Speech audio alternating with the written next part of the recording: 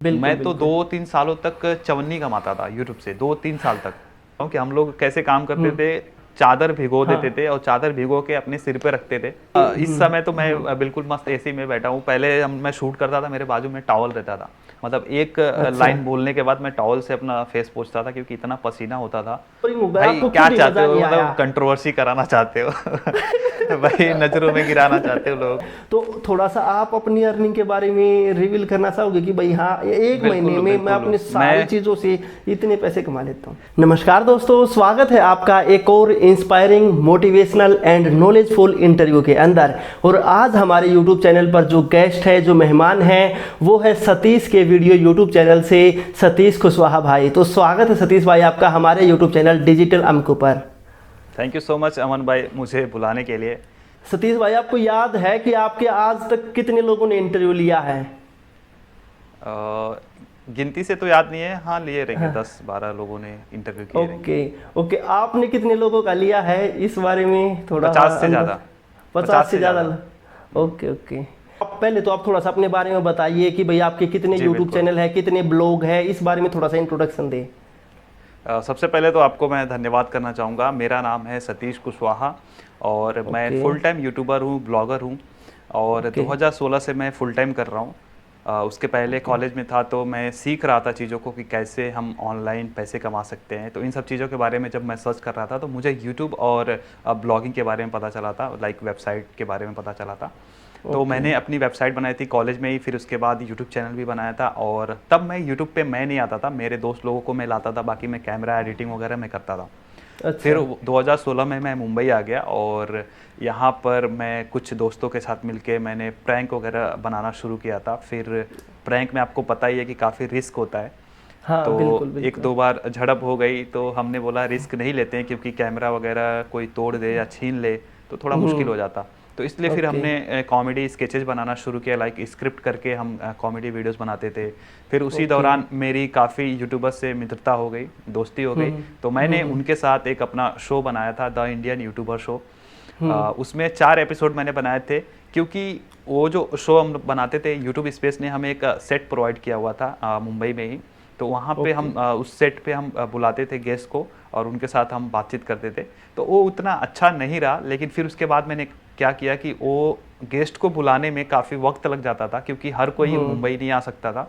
हाँ तो बिल्कुल इसीलिए मैं लोगों के पास जा जाकर मैं उनके इंटरव्यूज़ करने लगा। तो पहले यूट्यूबर से शुरुआत करी, फिर ब्लॉगर्स के साथ में, अभी स्टार्टअप ओनर्स के साथ में मैं इंटरव्यूज़ कर रहा हूँ और जो भी स्टोरी मुझे लगती है कि इंस्पायर कर सकती है लोगों को तो वो मैं लेके आता हूँ अपने चैनल पे। तो अभी तक वो इंटरव्यू का चल रहा है सिलसिला और मेरा ब्लॉग चल रहा है। इसके अलावा मेरे और भी 2-3 यूट्यूब चैनल्स हैं जहाँ पर मैं दिखाई नहीं देता बट बिहाइंड द चैनल्स में ही हूँ। मतलब वैसे चैनल आपके ही हैं, आपको वैसे हाँ 5 से वो प्ले बटन मिले जी, हुए यूट्यूब की 5 तरफ से। प्ले बटन्स मिले हैं मुझे यूट्यूब की तरफ से। तो यूट्यूब को भी बहुत सारा प्यार क्योंकि यूट्यूब और यूट्यूब को देखने वाले लोग, इन ओके, लोगों ने और ही ज़िंदगी इंडिया में बदल दी। शायद आप ही हो जिसको 5 मिले हैं या नहीं, किसी और को भी इससे मिले? काफ़ी लोग हैं जिनके पास अच्छा 5 से ज़्यादा प्ले बटन्स हैं। कई लोगों को मुझे पता है 10 के आसपास है। तो अच्छा ये है कि हाँ, टॉप 10 के अंडर में मैं हूँ जिसके पास सबसे ज़्यादा प्ले बटन है। ओके।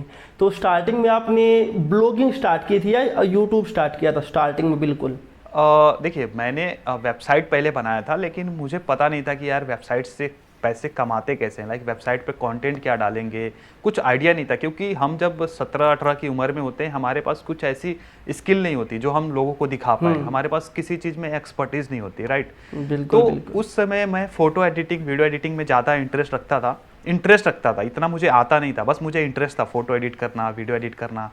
तो वो उसी के बारे में मैंने पोस्ट करना चालू कर दिया था अपने ब्लॉग पे और मैंने मेरे ही दोस्तों को बोला कि भाई मेरे एडसेंस पे क्लिक करो, मेरा मेरा ओके वेबसाइट खोलो, उस पे ऐड दिखेगा, तुम क्लिक करो। तो मेरे कुछ हाँ 2-3 दिन में कुछ डॉलर्स मेरे को दिखने लगे, 10-15 डॉलर के आसपास दिखने लगे। मैं बड़ा ओके खुश हुआ कि अरे यार 2 दिन में इतना कमा लिया मैं। फिर अगले दिन ही मेरे को ईमेल आया सस्पेंशन का कि आपका एडसेंस अकाउंट उड़ गया है। मेरे को झटका लग गया कि यार गूगल इतना पागल भी नहीं है कि आप गूगल को पागल बना पाओ। तो फिर बिल्कुल मैंने बिल्कुल जेन्युइन तरीके से काम करना शुरू किया मेरे ब्लॉग पे एंड फिर मैंने एक ब्लॉग शुरू किया हिंदी में techupti.com के नाम से एंड अभी वो ब्लॉग टॉप हिंदी ब्लॉग्स में से एक है, लाइक टॉप 10 हिंदी ब्लॉग्स में से एक है मेरा अच्छा ब्लॉग। एंड फिर मैंने satishkushwaha.com शुरू किया और भी बहुत सारे वेबसाइट मैंने शुरू करे जैसे जैसे मुझे पता चलता गया। तो ब्लॉगिंग से शुरुआत करी थी, फिर यूट्यूब इसलिए मैंने किया कि मुझे फेम चाहिए था। ऑनेस्टली मैं बता रहा हूँ, मुझे फेमस होना था कि मैं चाहता था कि लाखों लोगों के दिल में बसूं। कैसे बसूंगा भाई, मैं कुछ अच्छा काम करूंगा तो ही बसूंगा। तो ये मेरा था और यूट्यूब ने वो चीज़ दिया, यूट्यूब के लोगों ने वो चीज़ दिया। जितने भी लोग मुझे अभी जानते हैं मैं उनका धन्यवाद करना चाहूँगा, शुक्रिया करना चाहूँगा। ओके, तो जो जब आपने अपनी यूट्यूब की स्टार्टिंग करी तो वो फेम के लिए की थी कि भाई मेरा भी नाम हो, लोग मुझे जाने? बिल्कुल, फेम और पैसे के लिए। पैसा मुझे ब्लॉगिंग से मिलता था, लाइक मेरे वेबसाइट से मिलता था, और मैं उस चीज़ को, उस पैसे को इसमें इन्वेस्ट करता था यूट्यूब में। कि यूट्यूब में अगर मैं क्योंकि यूट्यूब में आपको ही पता है स्टार्टिंग में पैसे नहीं मिलते, बहुत कम पैसे मिलते हैं। मैं तो 2-3 सालों तक चवन्नी कमाता था यूट्यूब से, 2-3 साल तक। ओके। बट मेरी लाइफस्टाइल देख के कोई ये नहीं बोलेगा कि ये चवन्नी कमा रहा होगा, क्योंकि मैं ये नहीं शो करता था कि हाँ मुझे पैसा नहीं आ रहा है, क्योंकि मैं एक जगह से पैसे कमा रहा था, ब्लॉग से। तो उस चीज़ को मैंने काफ़ी बैलेंस किया हुआ था कि मैं ब्लॉग से पैसे कमा रहा हूँ, फिर इसको मैं इधर इन्वेस्ट करके इस चैनल को मैं बड़ा कर रहा हूँ। तो जब चैनल बड़ा हुआ, चैनल पे व्यूज आने लगे, तो जाके पैसे मिलने लगे। Okay okay. तो अभी तो नेम मतलब फेम जो भी बोल सकते हैं, धीरे धीरे सब चीज़ें आ रही हैं। तो जो आपका गोल था उस टाइम पे कि भाई मैं मतलब अपना नाम करना, फेम कमाना, पैसे कमाने हैं, तो क्या यूट्यूब से वो पूरा हो चुका है अब? देखिए बहुत सारे फैक्टर्स हैं मेरा यूट्यूब पर आने का। देखिए मुझे बचपन से बोल सकते हैं कि क्लास 6 या 7 से मुझे एक्टिंग में बड़ा इंटरेस्ट था। मुझे ये देखना था लोग टीवी में जाते कैसे हैं, लाइक टीवी में घुसे कैसे हैं। मुझे नहीं पता था कि कैमरा कुछ होता है जिसमें कैमरे में रिकॉर्ड करते हैं, और शादियों में मैंने देखा था कि शादियों में कैमरा से रिकॉर्ड करते, तो मैं कैमरा मैन पर्सन के आसपास रहता था। मुझे शादियों में इंटरेस्ट नहीं था, मुझे जो कैमरा मैन वहाँ पे रिकॉर्ड करता था, मुझे वो चीज़ देखने में बड़ा मजा आता था। तो फिर मैंने सोचा बड़ा होके मैं भी ऐसा कैमरा खरीदूंगा और मैं अपनी वीडियो बनाऊंगा, शूट करूंगा। तो उस समय रोहित शेट्टी की जब मूवीज आती थी ना, तो रोहित शेट्टी की मूवीज में बिहाइंड द सीन्स आते थे, तो वो चीज़ मुझे देख के बड़ी बहुत अच्छा लगता था। मैं भी सोचता था मैं भी फिल्में बनाऊंगा, फिल्म बनाऊंगा, मुझे फिल्मों में जाना है, फिल्मों में जाना है, बट बिहाइंड द कैमरा रहना है। मेरे अंदर मतलब फिल्म मेकर बनने की चाह थी। तो इतना भी टैलेंट नहीं था जब मैं कॉलेज में जब आया, तो इतना भी टैलेंटेड नहीं था कि मैं बॉलीवुड में जा पाऊँ। तो मैंने देखा यूट्यूब बड़ी सही चीज़ है यार, हम जैसे लोगों के लिए बना है कि अगर आपके पास जितना भी है, जितने भी आप मतलब जितना भी आपके पास टैलेंट है, जितना भी आपके पास स्किल है, उस चीज़ को आप यूटिलाइज करके यूट्यूब पर बहुत कुछ कर सकते हो। और आई थिंक मैंने वहीं से शुरुआत करी। तो बॉलीवुड तो छोड़ो यार, अब तो सोचते भी नहीं है कि बॉलीवुड के बारे में, क्योंकि अभी हमें बॉलीवुड के बारे में बहुत सारी सच्चाइयाँ पता चल चुकी है। मैं मुंबई आया तो मुंबई में धीरे धीरे उन लोगों से मिला जो बॉलीवुड में काम करते थे, तो उनके मुंह से जब चीज़ें सुनते थे ना, तो फिर बॉलीवुड के लिए थोड़ा सा अंदर से वो होने लगा कि छोड़ो, अब लगाव कम होने लगा था। तो यूट्यूब काफ़ी सही लगा, और यूट्यूब पर वही जैसे मैंने बोला कि काफ़ी सारे फैक्टर्स हैं। तो एक तरह से बोले तो एक ये भी फैक्टर था, मूवीज़, वीडियोस, तो इस वजह से मैं यूट्यूब की तरफ ज़्यादा आया। हाँ सतीश भाई, जब से अपना ये इंटरव्यू फिक्स हुआ है कि मैं आपका इंटरव्यू लूँगा, तो मैं आपके बारे में थोड़ी बहुत रिसर्च कर रहा था कि सतीश भाई से क्या क्या क्वेश्चन पूछने हैं। तो मुझे आपकी जर्नी के बारे में पता चला, मैंने पढ़ा भी और देखा भी, तो मैं खुद आपकी जर्नी से बहुत ज़्यादा इंस्पायर हुआ कि आपने, इस बंदे ने इतना मतलब वो देखे हैं, ऐसा ऐसा टाइम देखा है और उसके बाद ये इस मुकाम पर पहुँचा है। तो आपकी जो स्टोरी है वो काफ़ी इंस्पायर करती है मुझे भी, और मेरे जैसे और भी जो मतलब ज़िंदगी में कुछ करना चाहते हैं, यूट्यूबर बनना चाहते हैं उनको। देखिए मेरे हिसाब से मेहनत हर कोई करता है, हर कोई मेहनत करता है, लेकिन मेहनत सही डायरेक्शन में होनी चाहिए। आपका पर्पस, आपका इंटेंशन क्लियर होना चाहिए कि आपको क्या चाहिए। मुझे जो चाहिए था, मुझे फेम चाहिए था, मुझे पैसा कमाना था, और मुझे सही जरिया मिल गया। लाइक अगर मैं हमेशा ये सोचता रहता नहीं यार मुझे जाना तो बॉलीवुड में ही जाना है, बॉलीवुड के लिए ही काम करना है, फिल्म मेकर बनना है, तो अगर मैं अच्छा फिल्म मेकर नहीं बन पाऊंगा तो मैं क्यों उस चीज़ में लगा रहा हूँ, अगर मैं जो चीज़ अच्छा कर सकता था। तो मुझे ये फील हुआ कि यार इसमें मैं अच्छा कर सकता हूँ। फिर मैंने उसको कंटिन्यू किया, और मैंने देखा कि और भी ऐसे लोग हैं जो मेरे ही इतना स्किल उनके पास है, और वो लोग काफ़ी अच्छा कर रहे थे यूट्यूब में। तो वो चीज़ मेरे को इंस्पायर करी, और मैं यूट्यूब में मैंने काम करना शुरू किया। तो मेरे हिसाब से देखो मेहनत हर कोई करता है। एक मेरे को बात यहाँ पे याद आ रही है संदीप माहेश्वरी जी की, कि हम दीवार पे कील ठोक रहे हैं, कील ठोकते जा रहे हैं। लोग बोलते हैं ना कि यार ठोकते जाओ मतलब काम करते जाओ, जरूर रिजल्ट आएगा, लेकिन क्या पता वो दीवार पे आप ठोक रहे हो, पीछे बीम हो, तो उसमें कितना भी आप ठोको, अंदर तो कील जानी नहीं है ना। नहीं तो जाने। वही चीज़ है कि हमें कभी कभी हमारा डायरेक्शन चेंज करना पड़ता है, हमारा जो जहाँ पे हम एफर्ट्स डाल रहे हैं वो चेंज करना पड़ता है। तो मुझे जहाँ तक लगा, मैंने सारी चीज़ें एनालाइज करके कि मेरे लिए क्या बेस्ट है, मैं किस में अच्छा कर सकता हूँ, वो मैंने एनालाइज किया। फिर मैंने ब्लॉगिंग और यूट्यूब मैंने शुरू किया, और वो मुझे लगा कि ये सही जगह पे निशाना लगा है। रिस्क मैंने भी लिया था, लाइक मैंने कॉलेज इंजीनियरिंग मैंने करी। इंजीनियरिंग करने के बाद मेरी जॉब लगी थी जयपुर में, लेकिन मुझे आना था मुंबई। मैंने रिपोर्टिंग तक नहीं करी कि जॉब के लिए। मेरे घर पे लेटर भी आया था, लेकिन मैं गया ही नहीं। मैंने इतना बड़ा रिस्क लिया कि मैंने जॉब ही नहीं किया। अगर मैं उस टाइम पे जॉब नहीं किया और बाद में 1-2 साल के बाद मैं फिर जॉब के लिए अप्लाई करता, तो मैं तो अपनी सारी स्किल्स भूल चुका होता तब तक, और भूल बिल्कुल। चुका हूँ। इनफैक्ट मैं भूल चुका हूँ कि मैंने क्या क्या पढ़ाइयाँ करी थी। थोड़ा बहुत पता है, वेबसाइट वगैरह बनाना। तो वो चीज़ें थी कि मुझे करना है। मैंने पूरा एनालाइज करके मैंने यूट्यूब और ब्लॉगिंग की तरफ मैंने अपना फोकस किया था। बहुत बड़ा रिस्क था मेरे लिए, और बिल्कुल बिल्कुल। चीज़ें दिखती हैं कि हाँ भाई करता गया होती गई, ऐसा नहीं है। बहुत टाइम में फेल भी हुआ, बहुत टाइम पे बहुत सारी चीज़ें मैंने भी सोची थी, तो कुछ ही चीज़ें उनमें से हुई हैं। लेकिन मैं खुश हूँ, जो भी चीज़ें मैंने करी है खुश हूँ, सेटिस्फाई नहीं हूँ। करूँगा और करूँगा मैं। यूट्यूब और ब्लॉगिंग से पहले आप इंजीनियरिंग करते थे? जी बिल्कुल, इंजीनियरिंग के टाइम पे ही मैंने अपना ब्लॉग शुरू किया था और यूट्यूब चैनल शुरू किया था। Okay okay. तो आप रहने वाले तो हो यूपी के, लेकिन अब आप जी रहते हो मुंबई के अंदर, बिल्कुल। है ना? हाँ। तो जब आप यूपी से मुंबई की तरफ आए तो उस टाइम के पे आपका क्या था, मतलब दिमाग में? आप यूट्यूब ब्लॉगिंग के लिए ही आए थे? क्योंकि ये चीज़ तो वहाँ से भी हो सकती थी, यूपी से। और नहीं उस टाइम नहीं, पे हाँ। मैं बता रहा हूँ, वहाँ पर यूपी में जहाँ से मैं बिलोंग करता हूँ, इंटरनेट कनेक्शन इतना अच्छा नहीं था। लाइक आप डेटा ही यूज कर सकते थे, और डेटा में भी 2G चलता था। अच्छा जब अच्छा। मैं मुंबई आया था 2016 के जुलाई जून के आसपास आया था। उसके बाद जियो लॉन्च हुआ था। जब मैं मुंबई आया उसके 1-2 महीने के बाद जियो लॉन्च हुआ। और वो जियो भी कैसे लॉन्च हुआ, पहले सैमसंग यूजर्स को, पहले आईफोन यूजर्स को, फिर धीरे धीरे दूसरे एंड्रॉयड यूजर्स को मिलना शुरू हुआ, आपको अगर याद हो तो हाँ हाँ हाँ बिल्कुल। वो था एक फैक्टर था, इंटरनेट का सबसे बड़ा फैक्टर था। और कुछ भी अगर आप ऑनलाइन अगर शॉपिंग करते हो तो आपके घर पे, मतलब मेरे घर पे नहीं आ पाता था। तो और आता भी था तो 15 दिन 20 दिन लग जाता था, पता नहीं, कुरियर फैसिलिटी इतनी अच्छी नहीं थी। तो एक वो चीज़ था। प्लस ये था कि मैं जहाँ पर था वहाँ पे मुझे लगता था यार मैं इन लोगों से अच्छा हूँ। मेरे को कंपटीशन नज़र नहीं आता था, मेरे को माहौल नज़र नहीं आता था। और प्लस मुंबई में आने का एक और रीज़न था कि यहाँ पर यूट्यूब स्पेस मुंबई खुल चुका था 1 साल पहले ही, 1 साल या 6 महीने पहले ही यूट्यूब स्पेस मुंबई खुला था, जो पूरे वर्ल्ड में 10 जगह पर है, कुछ 9 या 10 जगह पर है। लेकिन अभी आई थिंक यूट्यूब स्पेस बंद हो चुका है। लेकिन मैं जब आया था तब था, उसके 2.5 साल तक मैं यूट्यूब स्पेस में गया, वहाँ पर सीखता था, वर्कशॉप्स करता था। क्योंकि मैंने इसके बारे में रिसर्च किया था कि यूट्यूब स्पेस में आपको सिखाई जाएंगी चीज़ें यूट्यूब से रिलेटेड। तो वहाँ पर मेरी नेटवर्किंग भी हुई लोगों से जो यूट्यूब में थे। तो मतलब यूपी में आपको मतलब सुविधाएं कम मिल रही थी, और मुंबई में ज़्यादा सुविधाएं थी, ये यूट्यूब स्पेस भी था, तो इसलिए आप यूपी से मुंबई शिफ्ट हो गए? ऑब्वियसली देखिए, जैसे मैंने बताया कि गांव में इंटरनेट एंड ऑल, प्लस उस तरह का माहौल नहीं होता है।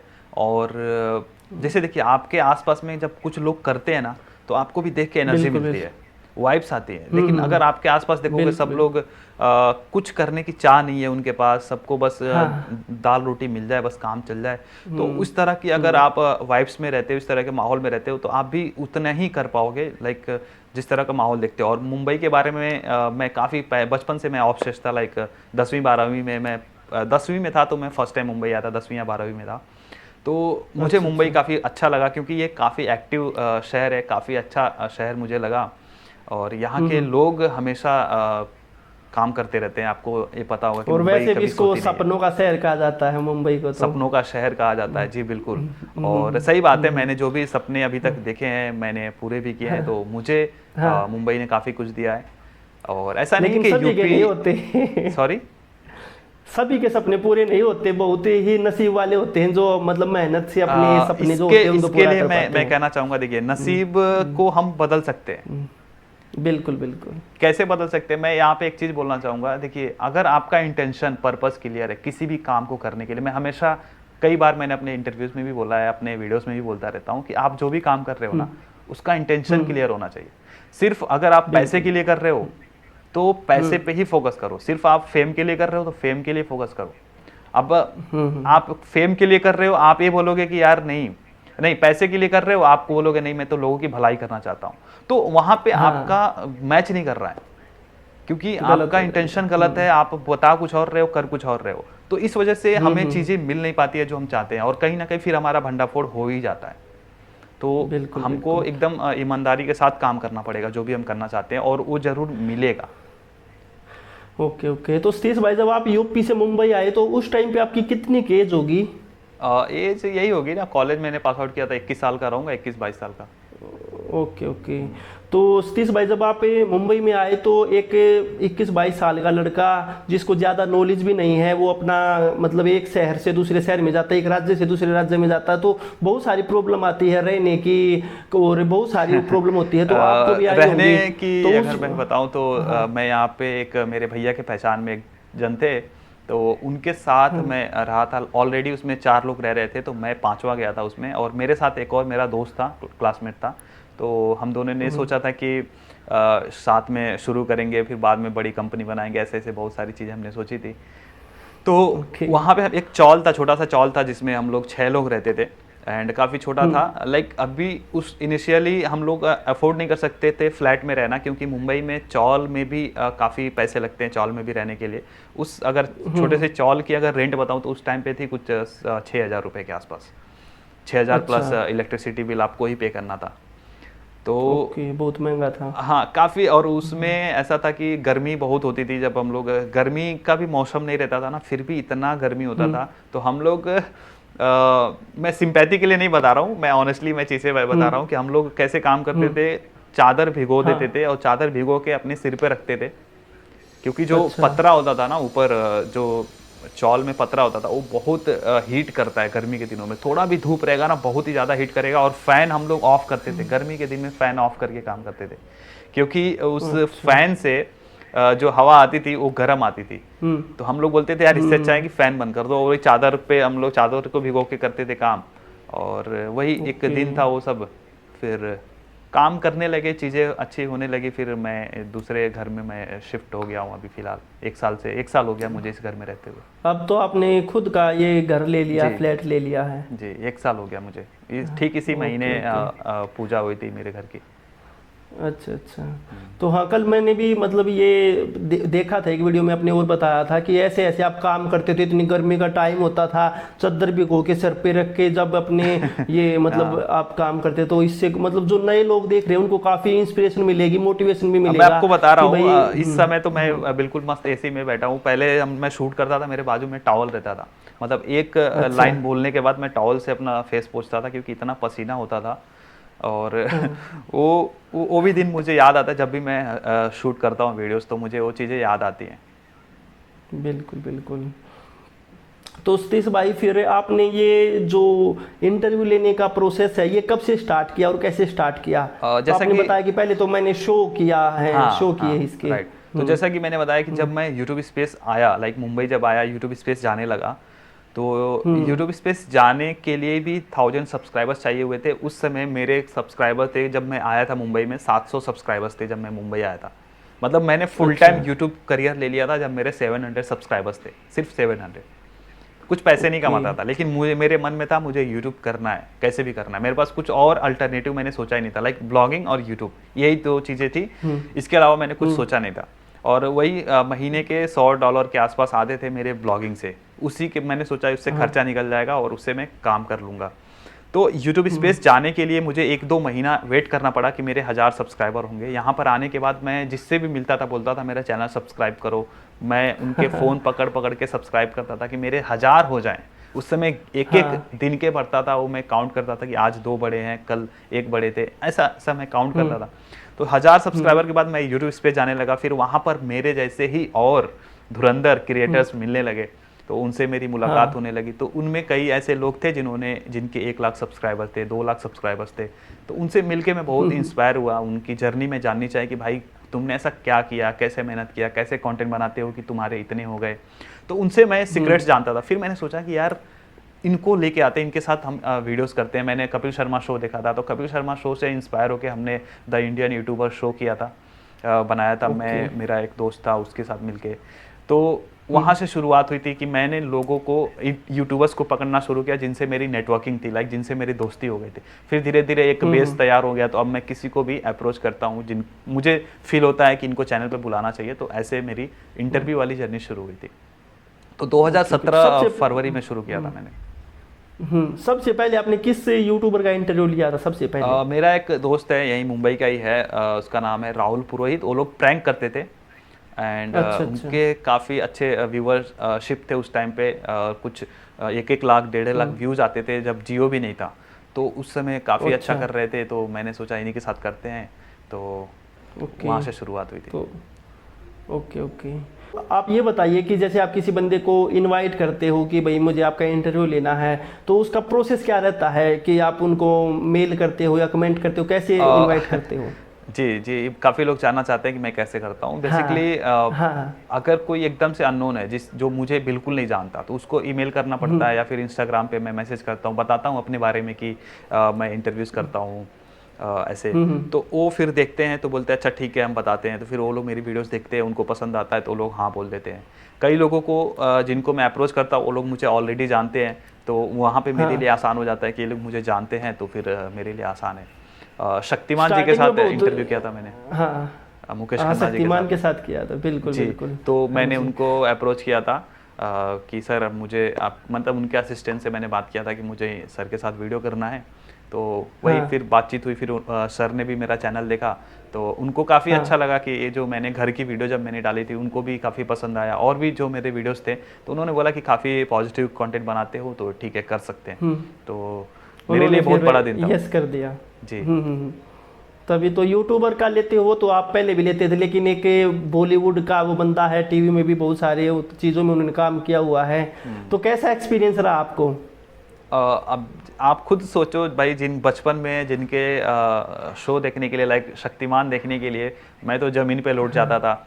हम लोग बैटरी भाड़े पे लाते थे और बैटरी से हम लोग टीवी लगाते थे, संडे को आता था। क्योंकि ये जानबूझ के, पता नहीं ना, जो बिजली विभाग वाले पता नहीं जानबूझ के काट देते थे लाइट 12 बजे। अच्छा। जैसे शक्तिमान आना होता था, साला काट देते थे लाइट। हम लोग को बड़ा गुस्सा आता था। तो हम लोग क्या किए कि भाई वही बैटरी भाड़े पे मंगाते थे, 50-50 पैसे हम लोग इकट्ठा करते थे, सब लोग मिलके 20-25 जन मिलके, फिर 10 रुपए की बैटरी आती थी, उससे हम लोग शक्तिमान देखा करते थे। तो अब उनका शो देखने के लिए हम लोग ऐसे रहते थे, इतने बड़े फैन थे। हर कोई फैन होगा जो भी 90s में पैदा हुआ है, 90s से पहले जो लोग होंगे वो भीष्म पितामह के फैन होंगे। हम लोग तो शक्तिमान हमने देखा है, तो हम लोग शक्तिमान के फैन हैं। और आज भी वही इज्जत है, वही प्यार है जो बचपन में था। और उनके बगल में बैठ के, अरे मतलब मत पूछो यार क्या फीलिंग थी। बहुत अच्छा लगा। तो अभी आपका कोई ऐसा सपना है, ड्रीम है कि भाई मैं इस बंदे का इंटरव्यू लेना चाहता हूँ, ये अगर मेरे चैनल पे आ गया, मैंने इसका इंटरव्यू ले लिया तो मेरा ड्रीम पूरा हो जाएगा? है कोई ऐसा बंदा? ऐसे मैं नहीं बता सकता कि मैं किसका, क्योंकि मैंने ये सोच के नहीं किया कि इसका हो जाए तो फिर मेरी ज़िंदगी ऐसे हो गई वैसे हो गई। मैंने इसको हमेशा पूरी लाइफ तक मैं इसको कंटिन्यू करने का मैंने सोचा है। तो मेरे हिसाब से कोई भी अगर किसी का भी मैं इंटरव्यू कर लूँगा तो मुझे ये फील नहीं होगा कि बस अब ख़त्म, ऐसा नहीं। लेकिन कुछ लोग हैं जिनसे बिल्कुल मैं उनका इंटरव्यू करना चाहूँगा, बट मैं नाम नहीं लेना चाहता। क्योंकि मेरे लिए जिसका भी मैंने जितने लोगों का भी इंटरव्यू किया है, सबके लिए मेरे दिल में बराबर रिस्पेक्ट है सबके लिए। तो किसी एक का नाम लेके मैं बाकी लोगों का दिल नहीं दुखाना चाहता, और मैं इसको लाइफ टाइम करना चाहता हूँ। तो इसीलिए मेरे लिए ऐसा नहीं है कि किसी एक को, जो भी आप बोल रहे हो कि इसको ला दिया तो मेरा सपना पूरा हो गया, ऐसा नहीं है। मैं चाहता हूँ कि इसको लाइफ टाइम करूँ मैं। ओके। तो सतीश भाई, जैसे मैं भी आपका इंटरव्यू ले रहा हूँ और भी बहुत सारे लोगों का लिया है, तो मैंने मतलब ये ऐसा सपना देखा है जो मुझे लगता नहीं कि ये शायद कभी पूरा भी होगा, कि मैं एक ऐसे बंदे को चाहता हूँ कि ये अगर इनके साथ इंटरव्यू हो गया ना, तो फिर तो मतलब जो मैं ये काम कर रहा हूँ ये मतलब मज़ा आ जाएगा। मज़ा आ जाएगा। वो बात से मैं अग्री हूँ, मज़ा आ जाएगा, उस बात से अग्री हूँ। बट ये मैं नहीं बोल सकता कि हाँ यार अब मेरा शो भी बंद हो जाए तो कुछ फर्क नहीं पड़ता, ऐसा वाला मैं नहीं बोलूंगा। बट मजा आ जाएगा, ये तो है, मजा आ जाएगा। जो भी हमारे आइडियल है उस बंदे का नाम है, उस बंदे का नाम मैं आपको बता देता हूँ, शायद आप भी, आपके माइंड में भी वही चल रहा हो, संदीप महेश्वरी सर। अरे क्या बात है संदीप सर, काफी वो कभी देंगे नहीं क्योंकि उन्होंने साफ मना कर रखा कि मैं न कभी इंटरव्यू दूंगा, और न वो बड़े बड़े टीवी चैनल पे ही नहीं आते, कभी आते ही नहीं है किसी चीज हाँ पे वो भी। पहले इंटरव्यू दिया करते थे जब अपने हाँ, लाइक स्टार्टिंग उनका में। जो ब्रांड है उसको ब्रांडिंग करने के लिए उन्होंने उस टाइम पे काफ़ी इंटरव्यूज दिए हुए थे। अब नहीं करते हैं, किसी से बातचीत उतना नहीं करते। बिल्कुल बिल्कुल। तो बहुत सारे लोग ये सोचते हैं कि भाई सतीश कुशवाहा लोगों का इंटरव्यू लेता है तो वो पैसे लेता होगा, तो क्या इस चीज़ के आप पैसे लेते हो या कभी लिए हैं एक दो इंटरव्यू के? नहीं नहीं, पैसे नहीं लिए हैं, बट अगर जैसे मान लीजिए कि आपका कोई प्रोडक्ट है और आप चाहते हो कि उसकी ब्रांडिंग करवाना, मेरे चैनल के थ्रू प्रमोशन करवाना, जैसे स्पॉन्सरशिप हो गया, हाँ, तो उस केस वो में तो मैं स्पॉन्सरशिप हो गया। उस केस में मैं ले सकता हूँ। ऐसे इंटरव्यू के लिए मैंने किसी से पैसे के लिए चार्ज नहीं किया है। और हाँ, इनिशियली जब मैं किसी को अप्रोच करता था तो उल्टा वो लोग पैसे मांगते थे कि भाई मेरी वजह से तेरे को व्यूज मिलेंगे, तो तू पैसे दे, कितना पैसा ऑफर कर रहा है। मैं बोला कि यार ये क्या बात हुई। तो ये हुआ है बल्कि, लेकिन अभी भी कुछ लोग ऐसा है ऑफर भी करते हैं, बट मुझे ऐसा नहीं फील नहीं होता कि यार इस स्टोरी में दम है कि नहीं है। और पैसे जब ऑफर करते हैं तो फिर उनका मुझे ना इंटेंशन पे डाउट होने लगता है, तो बिल्कुल इसलिए मैं नहीं करता उनके साथ। ऑफर होते हैं, ऐसा नहीं है, ऑफर होते हैं। हाँ, तो जब मैंने भी मतलब पहले इंटरव्यू लिए थे ना, सर्दियों के दिनों में स्टार्ट किए थे 6-7 महीने पहले, फिर मैंने बीच में रोक दिए थे, तो लोग जैसे व्यूज आते थे ना कि भाई 30,000 40,000 50,000, तो लोगों के मेल आने शुरू हो गए कि भाई हम आपको 10,000 रुपये देंगे, 5,000 रुपये देंगे, आप हमारा भी ले लो, अपने चैनल पे अपलोड कर देना। तो लेकिन फिर मैंने वो आप वाली बात है कि उनकी स्टोरी में एकदम नहीं होता, फिर पैसे लेके वो करना अच्छा नहीं लगता। फिर वो आपका जो पर्पस था वीडियो करने का, इंटरव्यू करने का, वो भी तो खराब होएगा ना। जैसे मैं भी किसी पर्पस, किसी इंटेंशन के साथ कर रहा हूँ, राइट, मेरा भी एक पर्पस है ना इंटरव्यूज करने का, तो वो पर्पस मेरा खराब हो जाएगा। तो मैं अपने ही पर्पस इंटेंशन का गला क्यों घोटूं, राइट, पैसे के लिए? क्योंकि पैसा तो मैं बाई प्रोडक्ट में कमा रहा हूँ ना। पैसे मेरे को यूट्यूब मेरे को पैसे दे रहा है, मेरे को ब्रांड्स अप्रोच करते हैं, मेरे को वो लोग पैसे दे रहे हैं, तो पैसे मैं कमा रहा हूँ। अगर मैं ईमानदारी नहीं करूँगा अपने काम के साथ तो कभी ना कभी मेरा भंडा फोड़ होएगा, कभी ना कभी चीज़ें खराब होंगी। तो फिर आप जरा से पैसों के लिए आप अपने पूरे बिजनेस पे लात मार रहे हो, राइट। हाँ, बिल्कुल बिल्कुल। तो आप बताया वीडियो की स्टार्टिंग में कि मैंने 50 से ज़्यादा लोगों के इंटरव्यू अपने चैनल पे अपलोड किए हैं और 50 से ज़्यादा लोगों के इंटरव्यू लिए हैं, तो आप हमें ये बताओगे कि सबसे मज़ेदार इंटरव्यू किसका रहा आज तक का?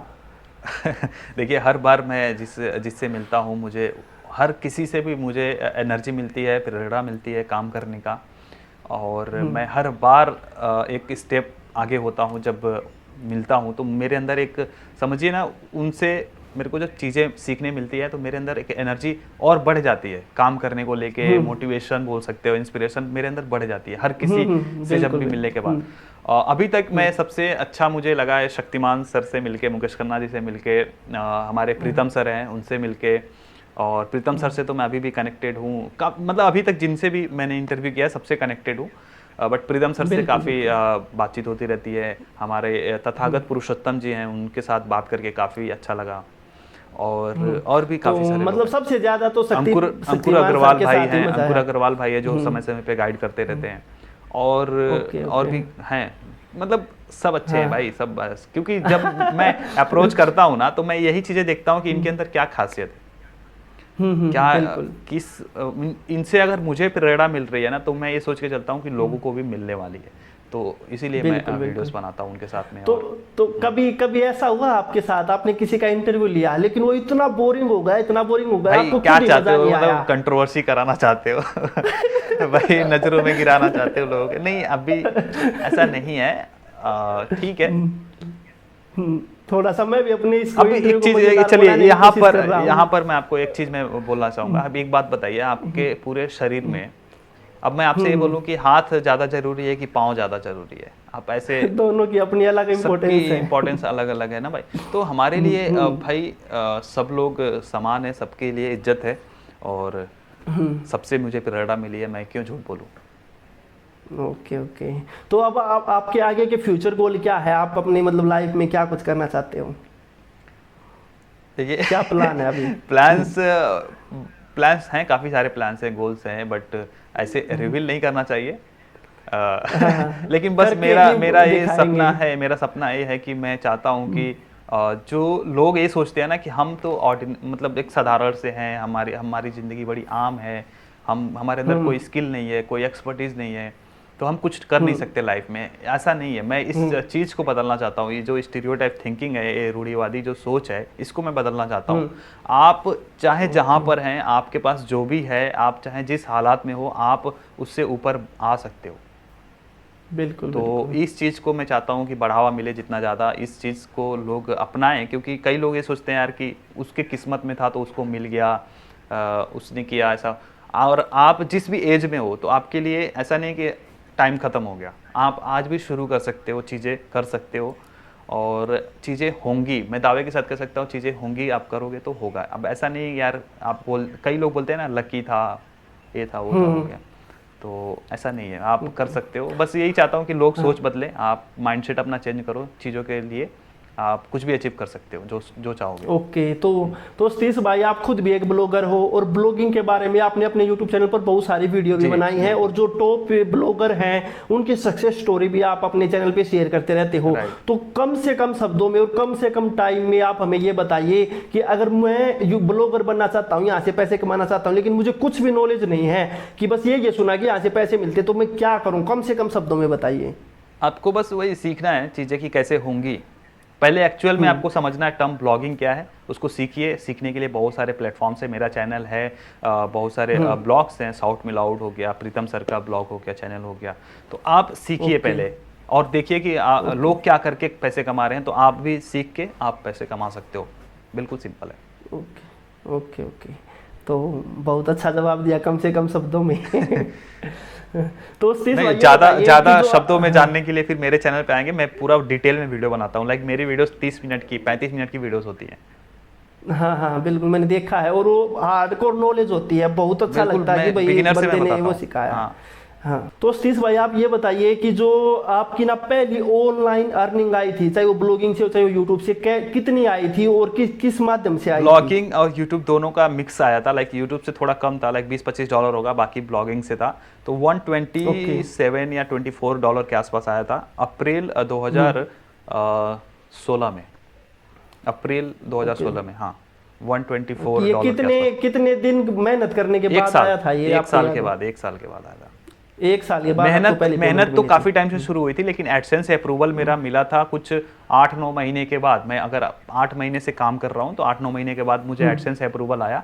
फिर अप्रूवल आने के 1 साल बाद मुझे वो $100 मिले थे। Okay okay.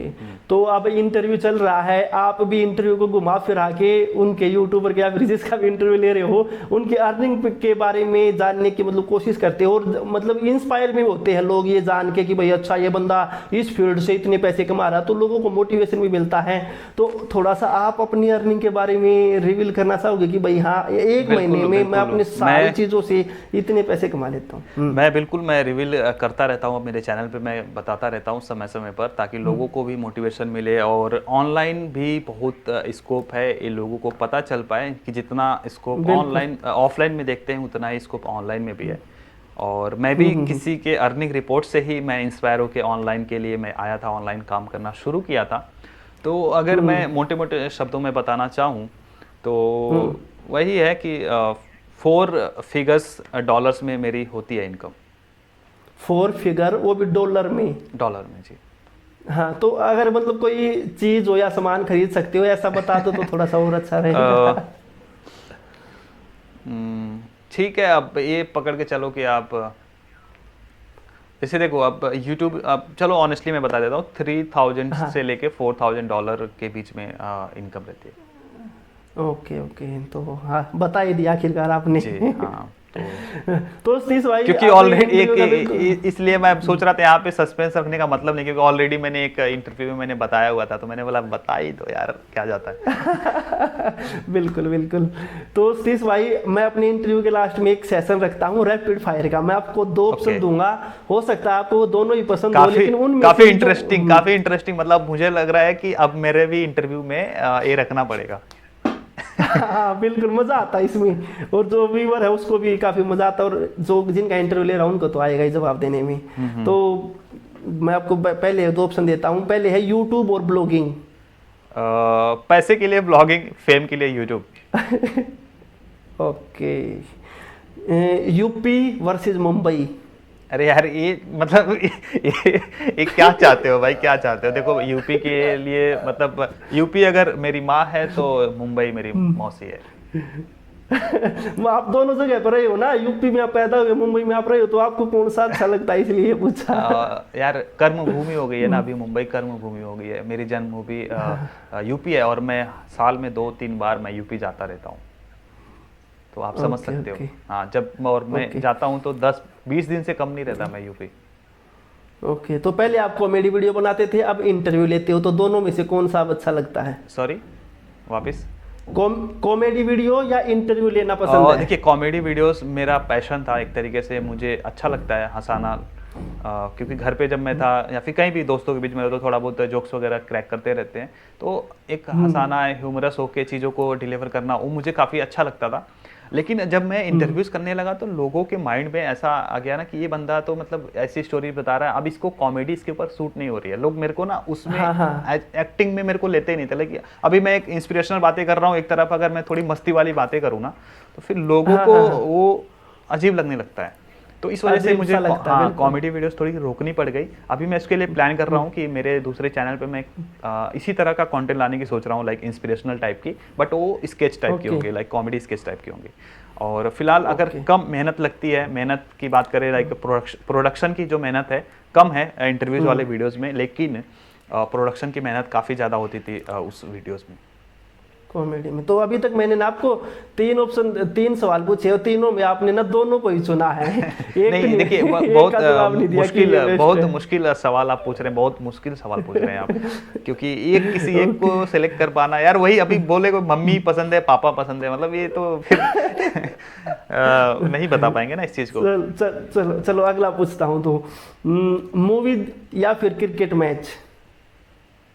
क्रिकेट मैच तो मैं देखता नहीं, मूवी मूवी मूवी बोल सकते हैं। मूवी मैं महीने 1-2 महीने में देख लेता हूँ। Okay. AdSense versus sponsorship? AdSense is love. AdSense. हाँ, गांव या शहर? गाँव एनी टाइम। ओके। पैसा या नाम फेम? देखो पैसा आएगा तो आप नाम फेम बना ही लोगे, आपके पास वो कला ब्लॉगिंग होनी से तो चाहिए। पैसा आ रहा था। हाँ तभी तो मैंने उस पैसे को फेम के लिए मैंने किया ना, तभी तो ओके उस ओके। तो पैसे को पैसा। फेम में मैंने कन्वर्ट किया। ओके। तो एक मतलब पहले आप इंजीनियरिंग करते थे, तो एक सतीश इंजीनियर या सतीश यूट्यूबर, कौन सा यूट्यूबर। देखना मतलब आप? यूट्यूबर। यूट्यूबर। हाँ। ओके। मोबाइल या लैपटॉप? लैपटॉप। अभी तक आपके जितने भी इंटरव्यू हुए हैं वो या फिर ये?